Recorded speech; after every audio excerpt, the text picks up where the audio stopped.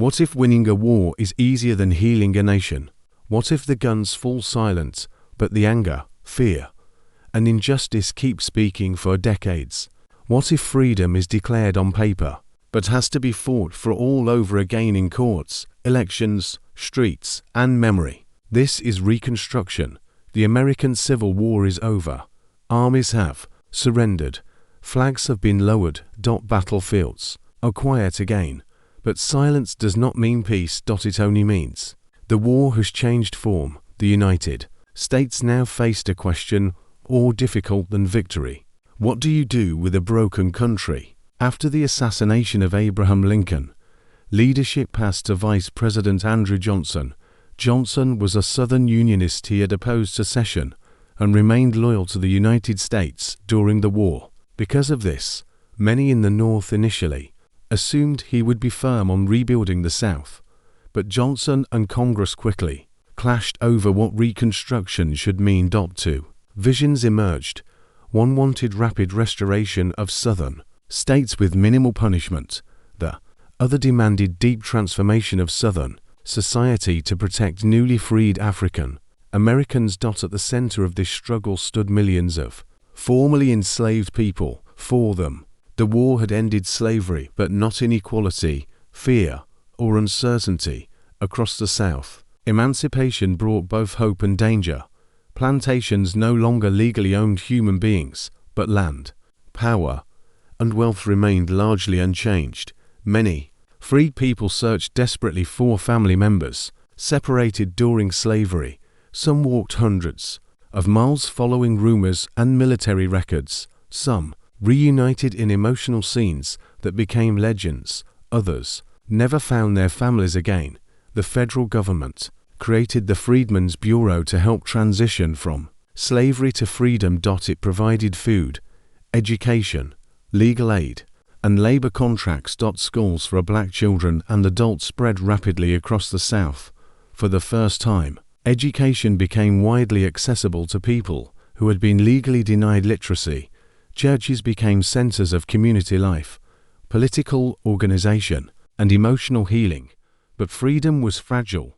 Many white Southerners refused to accept social change. Some states passed black codes, laws designed to restrict movement, labor, and rights of freed people. These laws attempted to preserve elements of the old hierarchy. Without formal slavery, Northern outrage grew. Congress responded with stronger Reconstruction policies. The conflict between President Johnson and Congress intensified into a constitutional struggle. Johnson vetoed civil rights legislation. Congress overrode him. Tensions reached impeachment. Though he survived removal from office by one vote, his authority was severely weakened. Meanwhile, the South itself lay in physical and economic ruin. Cities like Richmond, Atlanta, and Charleston had been damaged or burned. Railroads were destroyed. Livestock populations had collapsed. Currency was nearly worthless. Infrastructure required rebuilding almost from nothing. But the most difficult Reconstruction was not physical, it was social. 4 million formerly enslaved people were now legally free. But freedom without protection meant vulnerability. Violence soon filled the gap. New organizations emerged in response to political and social change. Some of these groups used terror to intimidate black citizens and white Republicans who supported Reconstruction. Night riots, threats, and assassinations became tools of political control in some regions. The federal government attempted to enforce order through military districts in the South. Federal troops occupied former Confederate states to protect elections and civil rights. For a brief period, democracy expanded in the South. Black men voted. Black legislators were elected to state governments and Congress. New constitutions were written in Southern states. Public education systems were created where none had existed before.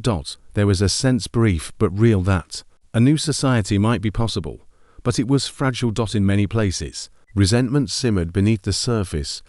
Economic dependence on agriculture kept old power structures influential. Northern attention slowly shifted away from the South toward industry, railroads, and national expansion. Over time, political will to enforce Reconstruction weakened. Then came one of the most important legal milestones in American history, the 14th Amendment. It declared that all persons born or naturalized in the United States were citizens and guaranteed equal protection under the law. Later, the 15th Amendment attempted to secure voting rights regardless of race. These were monumental changes on paper, but enforcement depended on political commitment, and that commitment was inconsistent. As Reconstruction continued, violence increased in many areas. Black political participation was met with intimidation. Economic systems shifted toward sharecropping and tenant farming. These systems often trapped freed people in cycles of debt and dependency. Legally free, many were economically constrained. The promise of emancipation remained incomplete. In the North, public interest in Reconstruction gradually declined. Many citizens grew tired of conflict and costs. Economic growth, industrialization, and westward expansion drew attention elsewhere. This shift had profound consequences. As federal enforcement weakened, Southern states gradually regained more control over their internal affairs. Political compromises emerged. Troop withdrawals began. By 1877, federal military presence in the South effectively ended. This period marked the end of Reconstruction as an active federal project. What followed was a long era of segregation and disenfranchisement known as Jim Crow.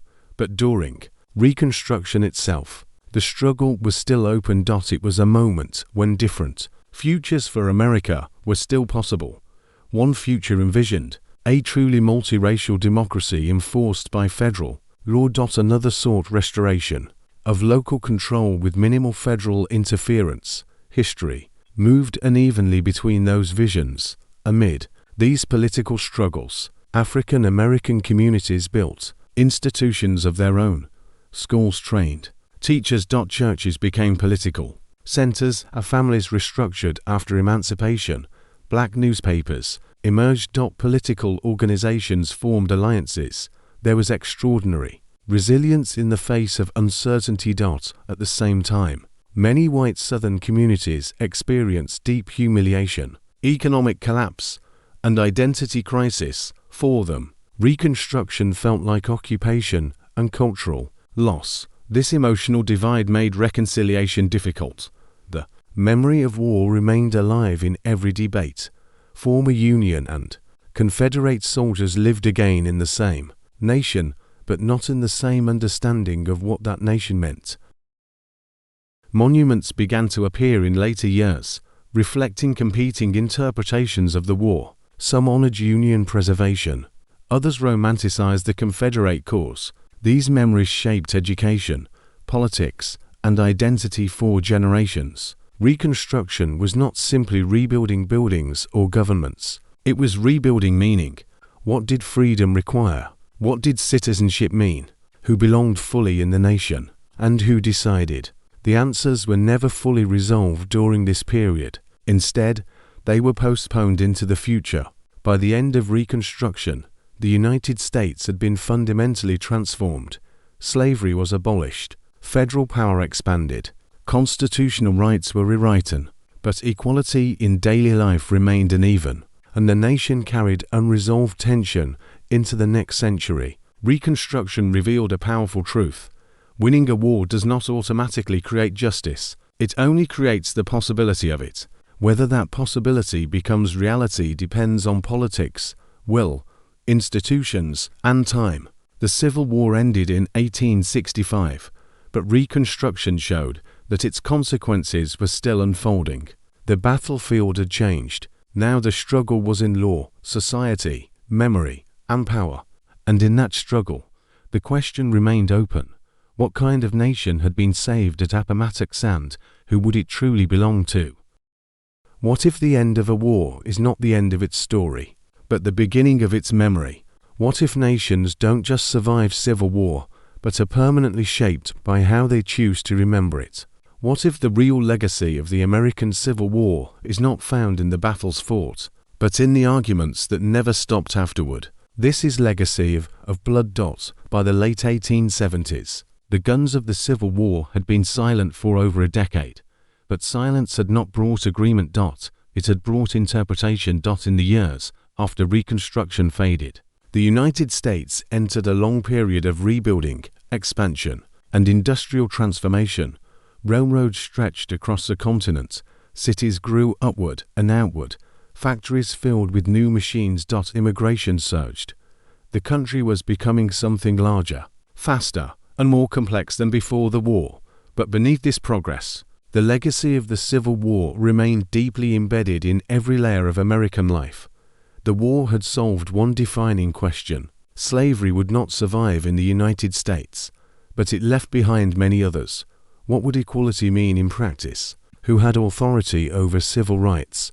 How should former Confederates be reintegrated? What rights would formerly enslaved people truly hold? And perhaps most deeply, how should the war itself be remembered? In the North, the dominant narrative became one of Union preservation. The United States had survived disunion. The Constitution had endured. A nation had been saved. Abraham Lincoln slowly transformed from a political figure into a symbol. He became the face of unity, sacrifice, and moral purpose.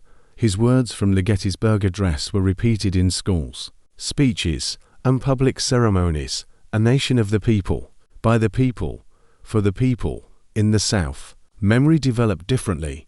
Many communities struggled with defeat, destruction, and economic collapse. Over time, a cultural interpretation emerged that emphasized honor, bravery, and states' rights.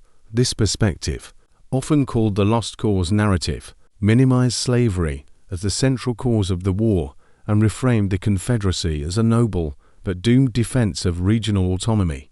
These competing memories shaped textbooks, monuments, and political identity for generations. History was no longer just what happened. It became what was remembered and how it was told. Meanwhile, formerly enslaved people and their descendants continued building lives in freedom, even under severe constraints. Despite constitutional amendments guaranteeing citizenship and voting rights, enforcement was inconsistent. The promises of the Reconstruction era weakened as political attention shifted away from the South. In many regions, systems of segregation, voter suppression, and racial inequality took root. These systems did not recreate slavery, but they preserved hierarchy in new forms. At the same time, African American communities created enduring institutions, churches that became centers of leadership and organization, schools that educated new generations, businesses that supported economic independence, and cultural traditions that preserved identity and resilience. Freedom was real but incomplete, contested, and continually defended. The Civil War's military legacy also reshaped warfare itself. It demonstrated that modern conflict was no longer limited to armies in the field. Railroads, industry, communication, and civilian economies all became part of war's structure. Commanders like William Tecumseh Sherman and Ulysses S. Grant showed that sustained pressure, logistics, and total mobilization could decide national survival. Future wars across the world would study these lessons. The American Civil War became a blueprint for modern industrial warfare, but its cost remained staggering. Estimates of total death soldiers and civilians combined range in the hundreds of thousands, making it the deadliest conflict in United States history. Beyond numbers, its human cost echoed through generations. Families permanently divided, communities destroyed and rebuilt, trauma carried in silence, and memory passed down through stories, photographs, and monuments. In the decades after the war, veterans aged into public life. Some spoke of valor, some of horror, some never spoke at all. Battlefields like Gettysburg, Antietam, Shiloh, and Vicksburg became sites of pilgrimage and reflection. Visitors walked across fields where armies once collided. Stone monuments marked regiments and divisions. Names were carved into marble so that ordinary, Soldiers would not be forgotten. But even these spaces became part of interpretation. What did it mean to honor the dead? All the dead, or only some? As the 19th century turned into the 20th, the United States continued expanding westward and rising as an industrial power. But the unresolved questions of the Civil War followed it: race relations, federal versus state power, civil rights, and national identity. The war had settled the question of union. It had not settled the question of equality. Over time, Lincoln's image became more universally revered. His life story, rising from poverty, preserving democracy, ending slavery, became central to American national identity. Yet, even his legacy was interpreted differently across generations. Some emphasized unity, some emphasized emancipation, some struggled with contradictions between ideals and outcomes, and that complexity remains part of his meaning today. The Civil War also became a permanent reference point in American political language. When the nation faces division, leaders still invoke it as a warning. When democracy feels fragile, it is remembered as proof of survival. When injustice is debated, its legacy is examined again. It never fully becomes past, because its consequences never fully ended. At its core, the Civil War remains a story about contradiction. Nation founded on liberty that permitted slavery, a democracy that fought itself to redefine freedom, a republic that nearly destroyed itself to preserve itself, and a people who had to decide, in the most violent way imaginable, what equality meant. The final truth of the Civil War is not found in any single battle, not in Fort Sumter. Not in Gettysburg. Not in Sherman's march. Not in Appomattox. Not even in Lincoln's death. It is found in the long, unfinished process that followed, because the Civil War did not simply end in 1865. It transformed into memory, politics, law, culture, and identity. And that transformation is still ongoing. Every generation revisits it. Every generation reinterprets it. Every generation inherits its consequences. So when we speak of the American Civil War, we are not speaking only of a war that happened once in the past. We are speaking of a turning point that still shapes the present. Conflict that ended slavery but left questions of justice alive, a war that preserved a nation but forced it to redefine. A tragedy that destroyed hundreds of thousands of lives but also created a new constitutional and moral framework that continues to evolve. And that is why its legacy is not just history. It is inheritance. Legacy written not only in textbooks and monuments, but in the ongoing struggle to understand what it truly means to be one nation united, yet still striving to fulfill the promise that was written long before the first shot was fired, that all people are created equal. End of story.